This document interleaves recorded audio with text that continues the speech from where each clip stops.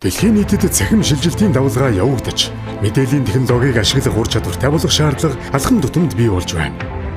Иймд Монгол Академи улсын төсөвт үйлдвэрийн газар нь цахим үндэстэн болоход шаардлагатай цогц арга хэмжээг хэрэгжүүлэх ажлын хүрээнд цахим ур чадварын үндэсний аяныг зохион байгуулж байна.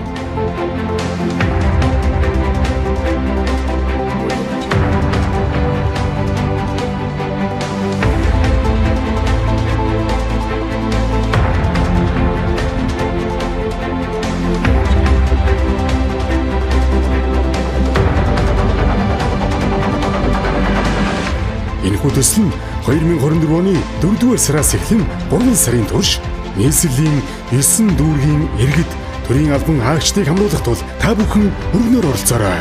Тасралтгүй суралцаж ирээдүгөө бүтээй. Mongolia цахим ур чадварт суралцъя.